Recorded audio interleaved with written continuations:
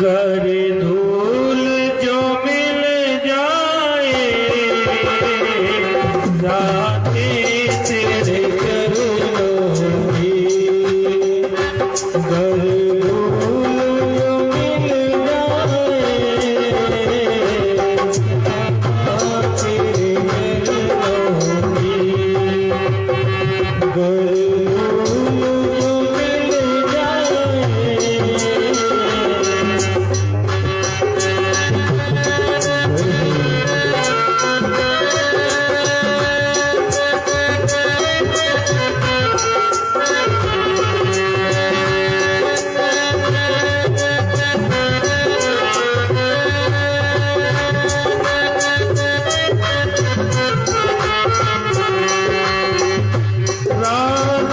तेरे चरणों की, गर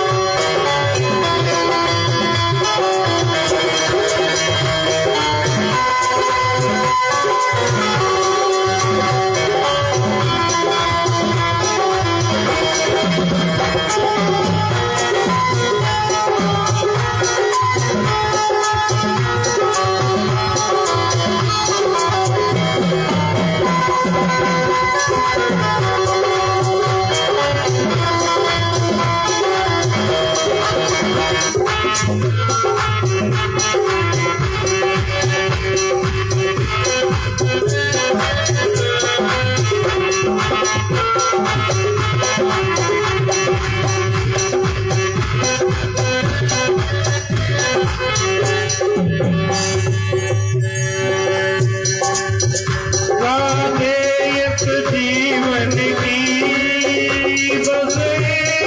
तमन्ना है।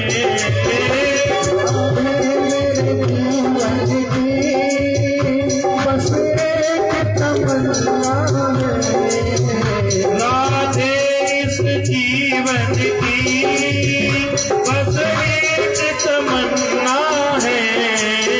राधे जीवन की बस एक तमन्ना है। तुम सामने हो मेरे, तुम सामने हो मेरे, तुम सामने हो मेरे, तुम सामने हो मेरे। मेरा दम ही निकल जाए राधे तेरे चरणों में गरीबों को मिल जाए। श्यामा तेरे चरणों में गरीबों को मिल जाए। सब कहता तकदीर बदल जाए। श्यामा तेरे चरणों में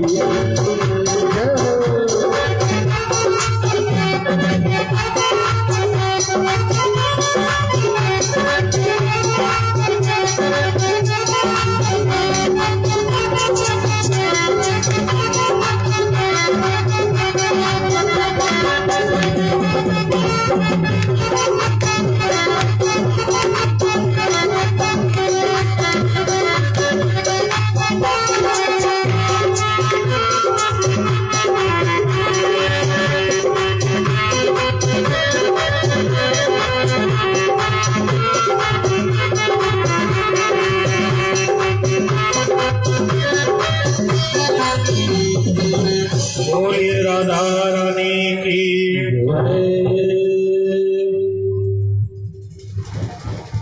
आइए भगवान की पावन कथा को प्रारंभ करें।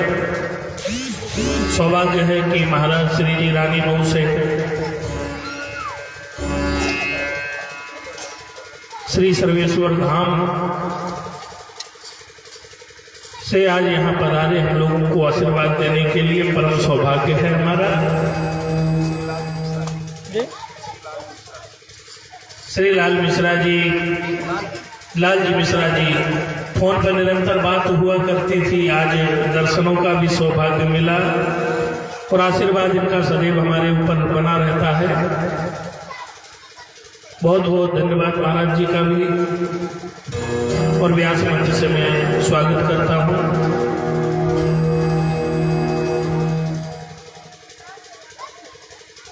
भगवान की अद्भुत कथा को श्रवण करने का अधिकारी कौन है? अधिकारी वही है जिस पर नारायण की कृपा हो जाए।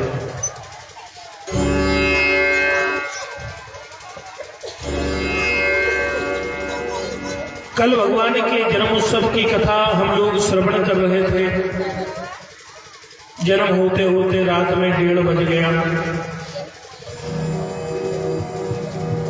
प्रसंग कई थे,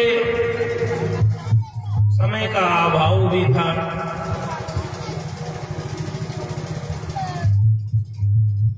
परम श्री किशोरी श्री राधा रानी जी की कृपा से, भगवती काली माँ के आशीर्वाद से आज हम लोग कथा के 5वें दिवस में प्रवेश कर रहे हैं। ये 11 मुद्राएं शिव भकस गुप्ता, उनकी ओर से 11 मुद्राएं एवं भगवान के लिए प्रसाद। भगवान सदैव अपनी कृपा करते रहे।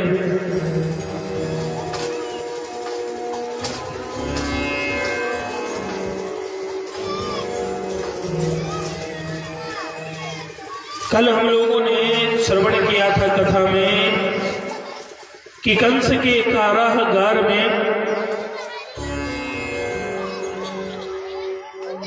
इस जगत को तारने वाले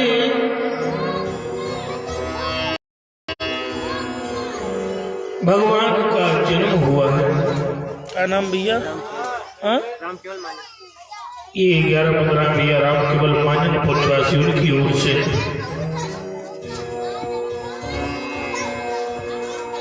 जगत को तारने वाले भगवान श्री कृष्ण का जन्म कंस के कारागार में हुआ था।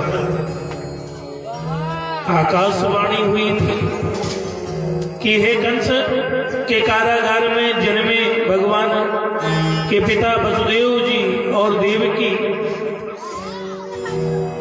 के लिए आकाशवाणी होती है कि जाओ इस बालक को गोकुल में छोड़ दो और वहां जो योग माया जन्मी है यशोदा जी के यहाँ उनको ले आओ और इन्हें छोड़े आओ।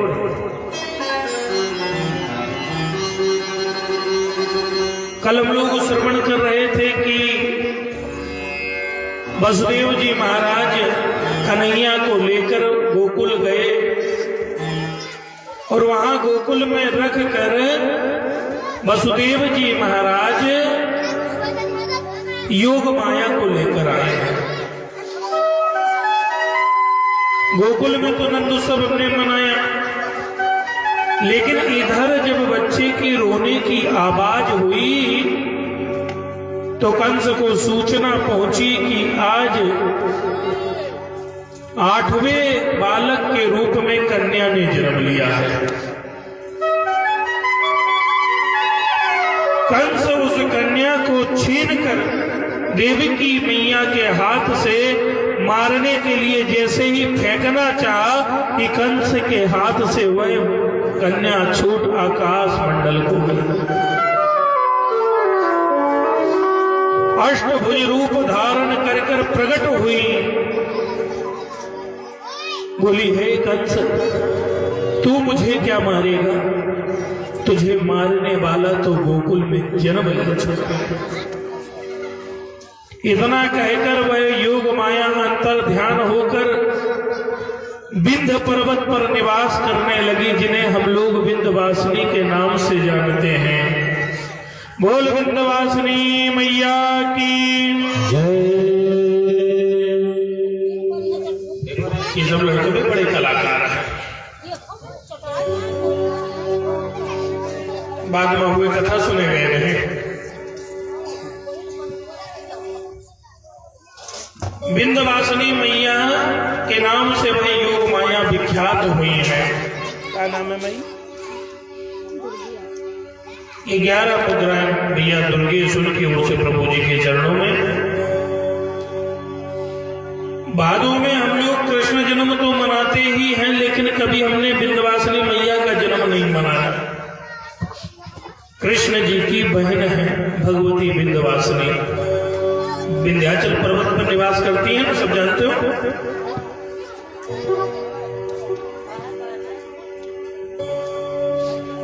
अब यहां कंस को बताकर योग माया अंतर ध्यान हो गई कि तुम्हारा काल गोकुल में जन्मा है। अब कंस सोच रहा कि इतने पहरा बैठा लिए गए, चारों तरफ सैनिक लगा रखे थे, तो ये आखिरकार गोकुल में कैसे जन्म ले गया। लेना तो यही था उसे। अपनी सभाओं को एकत्र कर कर अपने सभासदों के मध्य में बैठकर चर्चा क्या की। बोले मेरा काल गोकुल में जन्म लिया है, क्या करना चाहिए। तो जो न सभासद थे उन्होंने कहा कि गोकुल पे आक्रमण बोल दो, हमला कर दो, और हमला करे के बाद जितने बालक जन्मे हैं ना, सबका ये प्रथा खत्म कर दी। हे बच्चों काहे चिल्ला रहे हो। बच्चन की कथा अलग चले लागत है। दिन में यही हुआ थे कथा में, सुने वाले कम रहा थी। पंडित महाराज अकेले चिल्लाए, फिर इधर पंडित चिल्लाए, उधर गिरधारे चिल्लाए।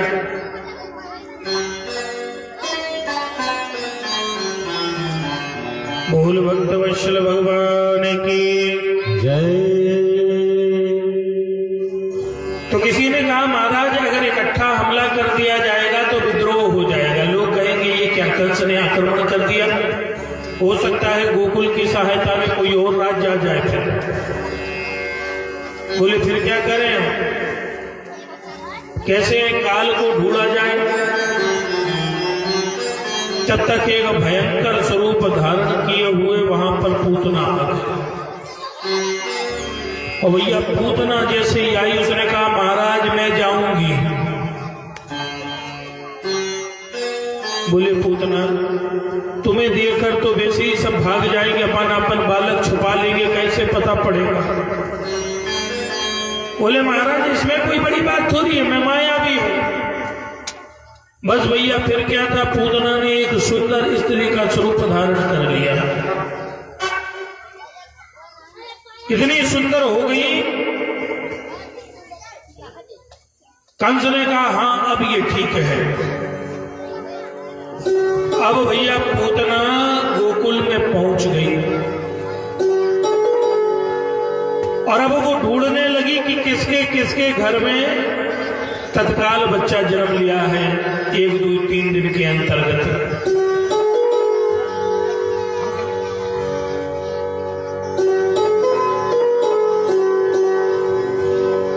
एक एक घर में देखती, जिस घर में नवजात शिशु जन्म लेता है उसे वो मार डालती। गोकुल में हाहाकार मच गया कि न जाने कौन सी देव की विपदा आ गई और ऐसी आफत आई है कि जो छोटे बच्चे हैं वह बच्चे समाप्त हो रहे हैं। जो उन छोटे बच्चे में है उन्हीं के ऊपर आफत आई है। गोकुल वालों के समझ में कुछ नहीं आ रहा। अभी तक पूतना को कंस का काल नहीं मिला, लेकिन जैसे आगे गई तो देखती क्या है कि एक घर पे बहुत सी भीड़ लगी हुई है, सब नाच गा रहे हैं उस घर पे। उस घर में बधाई हो रही है। किसी ने पूछा कि ये किसका घर है, बोले नंद जी का घर है। बोले क्या हुआ, बोले बालक हुआ। बोले कब, बोले आज से 9 दिन पहले। पूतना ने कहा कि 9 दिन पहले बालक हुआ, 9 दिन तक बधाई चले, मिठाई बटे, माखन बटे, इतना उत्सव। और ये देखो वहीं जाके कहता नंद के आनंद भयो जय कन्हैया लाल की। नंद के आनंद भयो जय कन्हैया लाल की। नंद घर आनंद भयो जय कन्हैया लाल की। नंद के आनंद भयो जय कन्हैया लाल की। नंद घर आनंद भयो जय कन्हैया लाल की। नंद के आनंद भयो जय कन्हैया लाल की। जय कन्हैया लाल की जय, यशोदा लाल की जय जय। कन्हैया लाल की जय, यशोदा लाल की। नंद घर आनंद भयो जय कन्हैया लाल की। नंद घर आनंद भयो जय कन्हैया लाल की।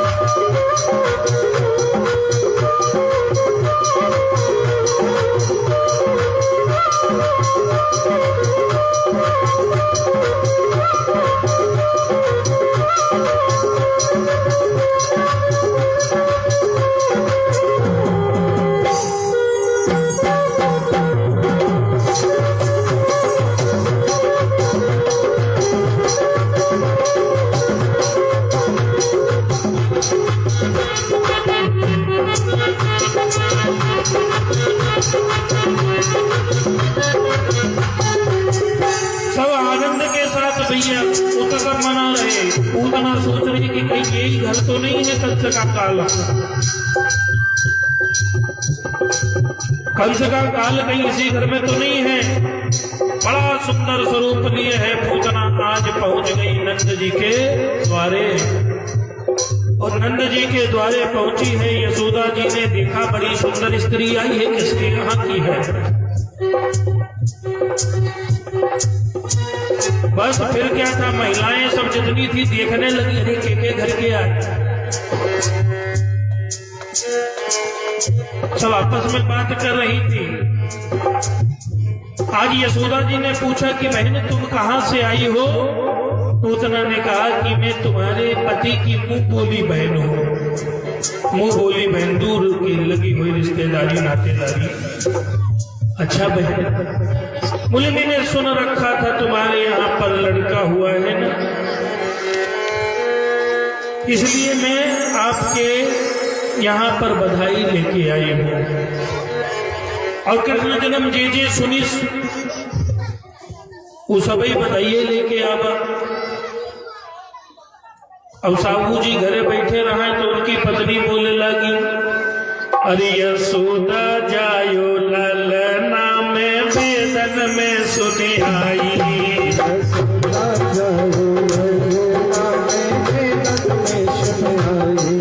यशोदा जायो ललना में वेदन में सुनी आई। यशोदा जायो ललना में वेदन में सुनी आई। वेदन में सुनी आई, पुराण में सुनी आई।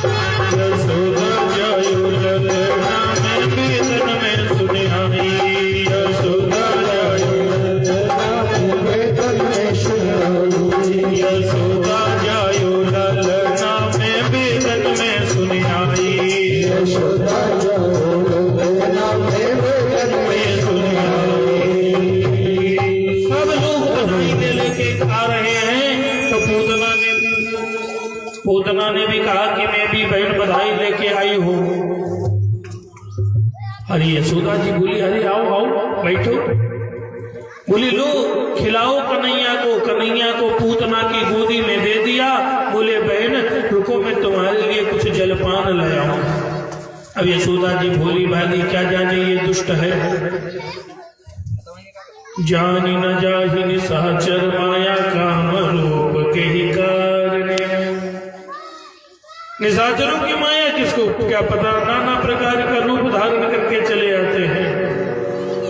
तो आज पूतना सुंदर शरीर धारण करे है। यशोदा जी भी चकित हो गई, बता भी दिया कि तुम्हारे पति की मुंह बोली बहन हो,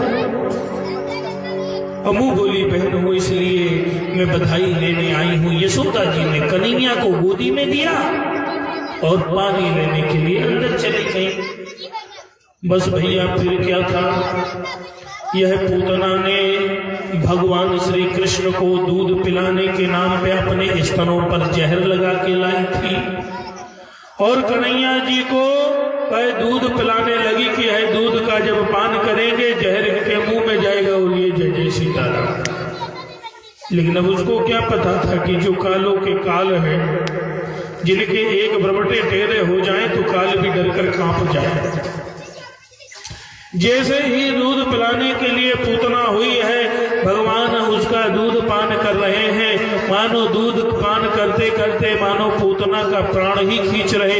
इतनी तेज पूतना को दर्द उठा, पूतना ने भयंकर स्वरूप धारण किया। यशोदा जी ने देखा, हे राम ये तो कोई मुंह बोली बहन नहीं लगती, ये तो विकराल राक्षस है। इतना भयंकर स्वरूप लेके भगवान को लेकर पूतना भागी है। भगवान ने विचार किया कि पूतना को अगर मैंने यहाँ मार दिया तो यहाँ जब मैं मारूंगा तो ये पूतना इसी गोकुल पे गिर जाएगी, और इतना बड़ा रूप था कि गोकुल पूरा दब जाएगा। भगवान पूतना को उस समय कुछ नहीं करते, पूतना भाग रही है अपने प्राण बचाने के लिए। भगवान स्तनों के माध्यम से पूतना के प्राण आज खींच रहे हैं। पूतना नगर के बाहर जैसे ही पहुंची, भगवान ने छोटे से हाथों से एक जोरदार मुक्का मारा, पूतना धड़ाक से गिर गई।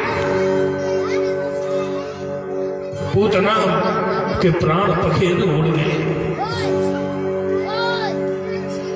जिस समय पूतना दूध पिला रही, भगवान ने आंखें बंद कर ली थी।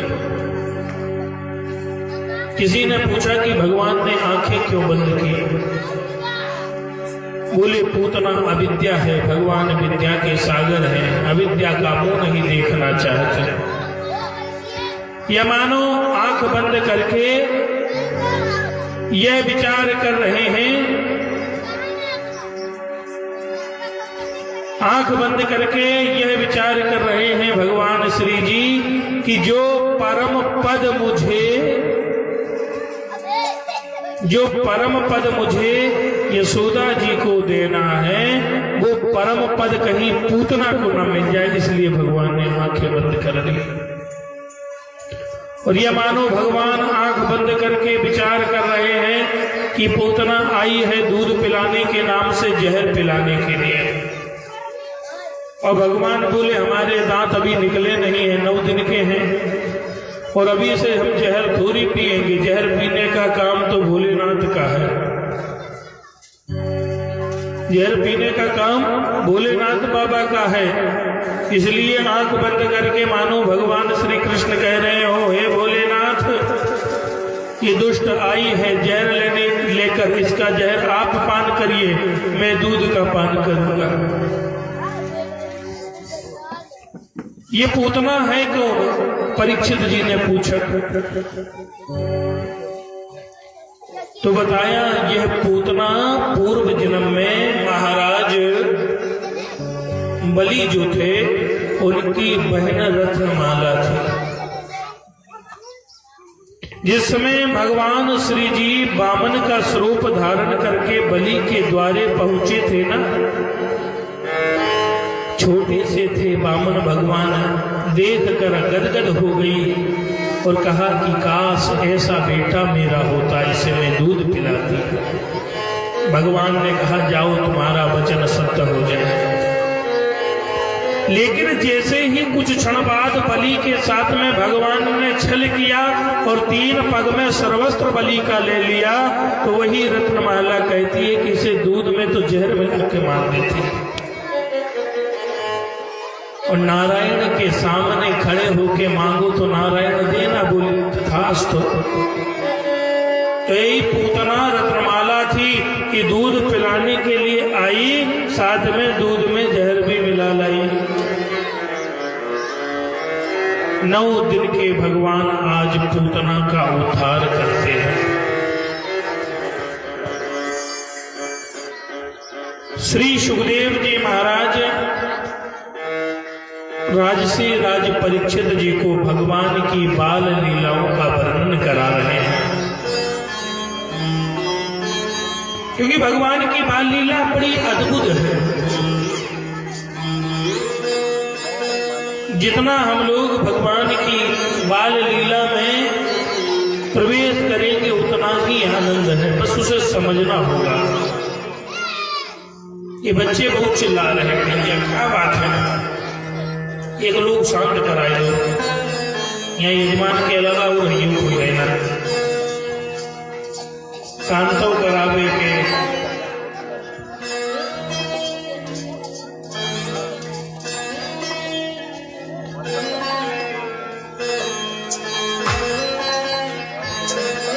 कंस को जब ये पता पड़ा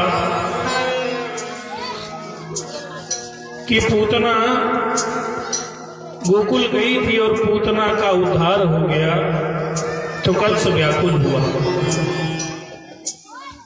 कंस अपनी मृत्यु को रोकने के लिए पूतना को भेजा, पूतना का उद्धार भगवान ने कर दिया। इस जीव जगत में अगर कोई अपनी मृत्यु रोकना चाहे या मृत्यु से बचना चाहे तो मृत्यु लोक में चाहे जितना प्रयत्न करे, जहां जिसकी मृत्यु है निश्चित ही उसे वहीं मरना है। अब सोचो, कभी कभी पढ़ते हैं कि कोई गया मोटरसाइकिल से बस में घुसल के मर गया। अब इसमें कोई कह रहे ना जाते तो ना मरते, लेकिन जब मृत्यु लिखी हुई है तो मरना है। नदी में डूब के मर गए, नदी में ना नहाए होते तो बच जाते शायद, लेकिन जब लिखा परमात्मा ने उसकी मृत्यु हुई है तो वो व्यक्ति वहीं मरेगा।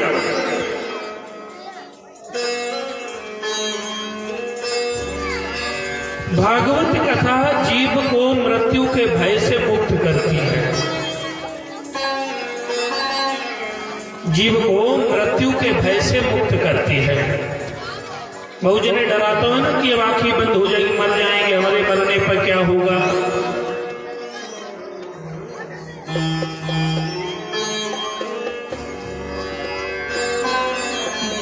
वेदव्यास जी महाराज, उनके नाना थे दासराज। लड़के, क्या बात है, इनके नाम है लड़के। लड़के ये बिना लड़े तो रह नहीं सकते।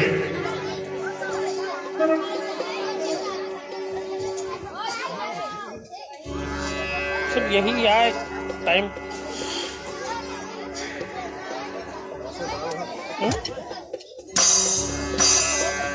बोल मुरलिया वाले की जय।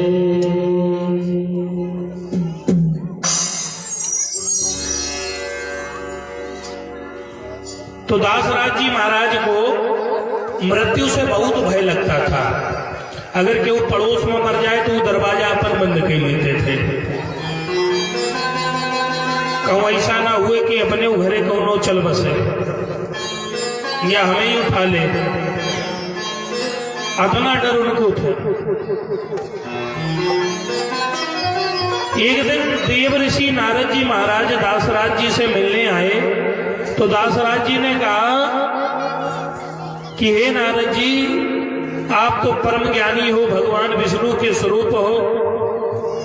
हे महाराज, मुझे मृत्यु से बहुत डर लगता है, कौनो उपाय ऐसा बताओ कि हम मरे ना।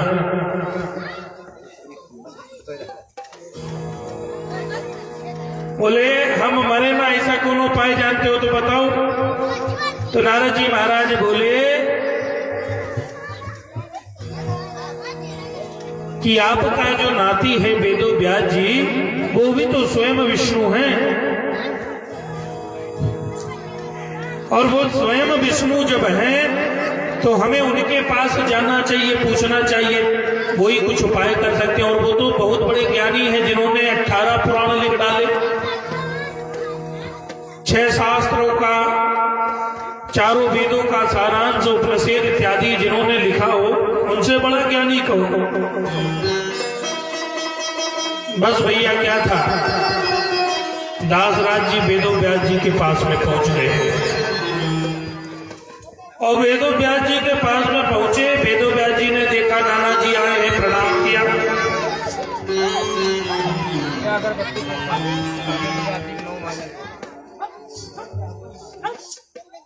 नाना जी आए हैं,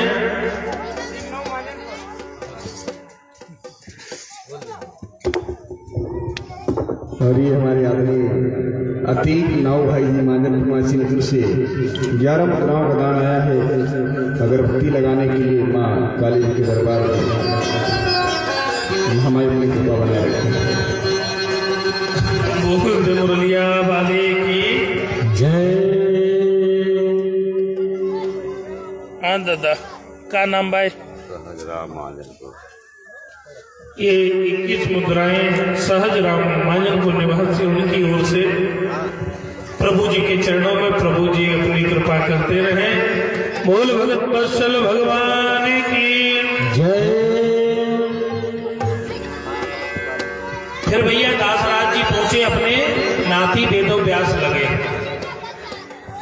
श्री वेदो व्यास जी ने कहा नाना जी आपका स्वागत है, कैसे आगमन हुआ? बोले बेटा हमें मृत्यु से बहुत डर लगता है, कौनो उपाय जानते हो बताओ। बोले हमारा नाम यमराज की फाइल में से कटवा दो कि हम मरे ना। वेदो व्यास जी ने कहा किसी दिन हम चलते हैं। बोले किसी दिन नहीं, आज ही चलो, हो सकता है किसी दिन के चक्कर में रातें में प्राण निकल गए तो। बोले ठीक है नाना जी चलो। अब वेदो व्यास जी महाराज दासराज जी को लेके पहुंचे यमराज जी के द्वारे।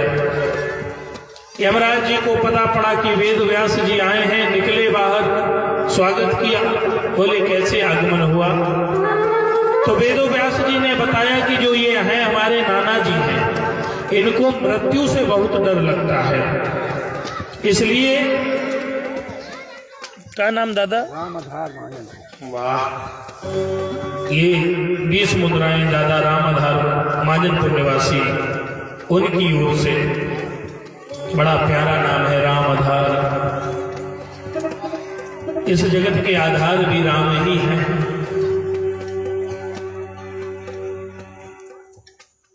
तो यमराज जी महाराज से बोले कि हमारे नाना जी का नाम आप अपनी किताब में से हटा दो कि इनको नहीं मारना है। चित्रगुप्त जी से कहा कि फाइल लाओ। चित्रगुप्त जी पन्ना पलट के देखे, बोले का नाम रहा? बोले दासराज। कहने रे इनका तो हमने फाइल आगे बढ़ा दी। बोले आगे बढ़ा दी, किसको दी? बोले काल को दे दी। बोले इनका नंबर आ गया है ना। दासराज को एकदम घबराहट हुई, अरे नंबर आ गया हमारा। बोले हाँ। यमराज जी ने कहा जाओ काल के पास जाओ जल्दी, नहीं तो गड़बड़ हो सकता है मामला। और जैसे ही काल के द्वार पर आवाज लगाई वेदो व्यास जी ने, काल बाहर निकला कि इधर दासराज जी जय जय सीताराम। दासराज जी चले गए। काल ने कहा कि वेदो व्यास जी हम बहुत परेशान थे। बोले क्यों? बोले ये आपके नाना जी की मृत्यु हमारी चौखट पे लिखी थी, और अब हम ये सोच रहे थे कि हमारी चौखट पे आएंगे कैसे। पृथ्वी का जीव वो भी काल की चौखट पे आ जाए, कैसे आएगा? और यही चिंता में हम व्याप्त थे कि तब तक आपने आवाज लगाई, हम निकल के आए और उनको मार दिया। दासराज जी जय जय सीताराम हो गए। वेदो व्यास जी बोले, लो हम तो अपने नाना को बचाने लाए थे, ना लेके आए होते तो ये बचे रहते हैं। तो जे करे मृत्यु जहां लिखी बाय वो पक्का हुए होना है, चाहे जितना व्यवस्था बना लो कि नहीं मरना है।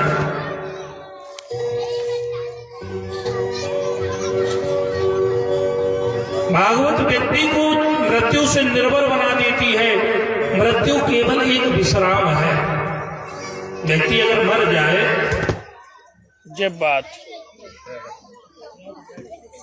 चला भैया जनरेटर बाबू साहेब।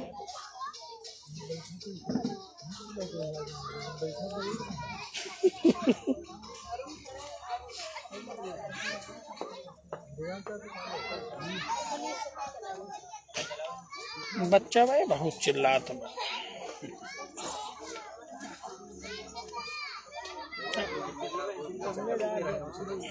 दिन में ऐसे रहा था। और 5 बजे तक आएंगे भैया, ये आएंगे।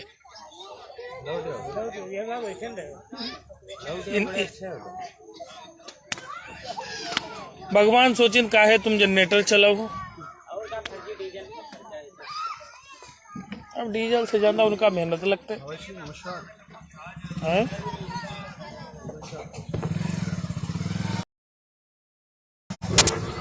बोल मुरलिया भले की जय।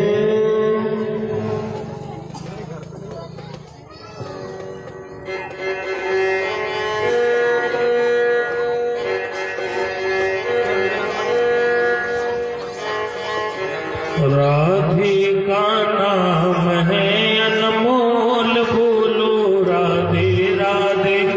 राधे का नाम है अनमोल, बोलो राधे राधे।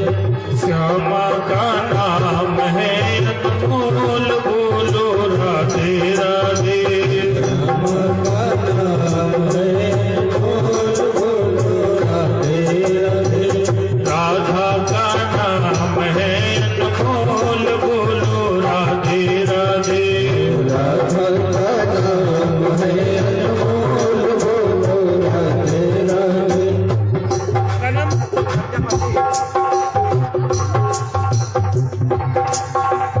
क्या नाम बता दादा? राम नरेश प्रजापति जी, इनकी ओर से 11 मुद्राओं का नाम श्री ठाकुर जी महाराज जी के चरणों में। राधे का नाम है अनमोल, बोलो राधे राधे। राधे का नाम है अनमोल, बोलो राधे राधे। श्यामा का नाम है अनमोल, बोलो राधे राधे। श्यामा का नाम है अनमोल, बोलो राधे राधे।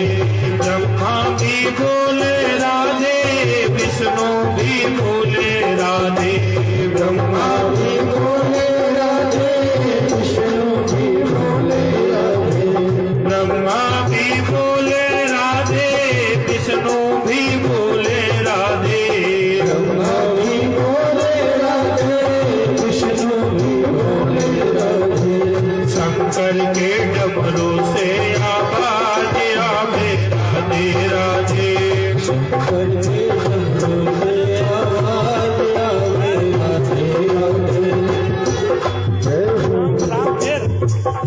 ये 11 रुपए दाम फिर भैया धरौली निवासी उनकी ओर से भगवान जी के चरणों में,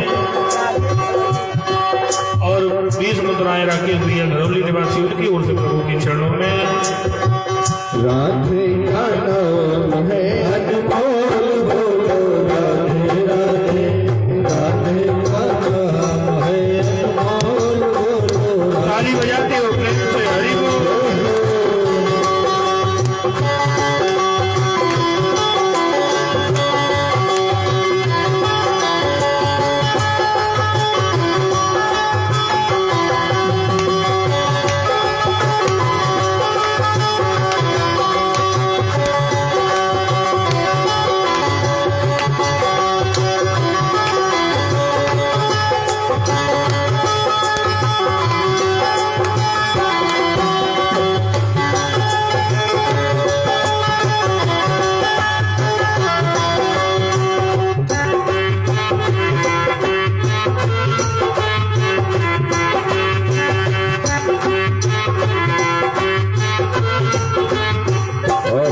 ये हम सभी के आदरणीय बड़े भैया और हम सबके बड़े ही परम पूज्य आदरणीय श्री लाल जी मिश्रा जी, सर्वेश्वर महादेव, रानी मौके महंत जी, इनकी ओर से हम सबके लिए आशीर्वाद आया हुआ है।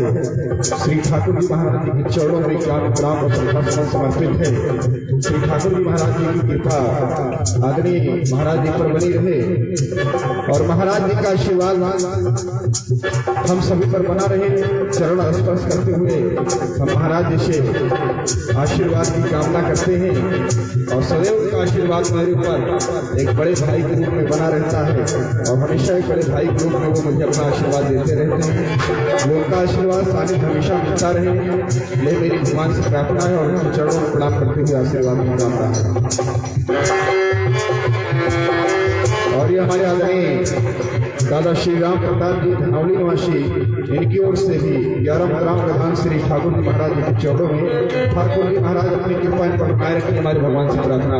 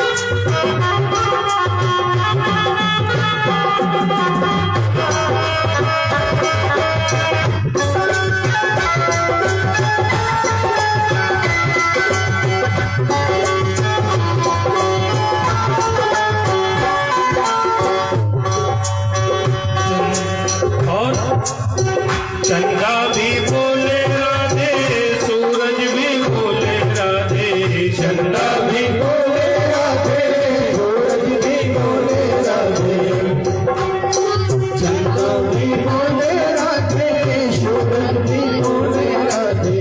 और ये 11 मुद्राएं भैया सिद्धार्थ भगवान जी के चरणों में।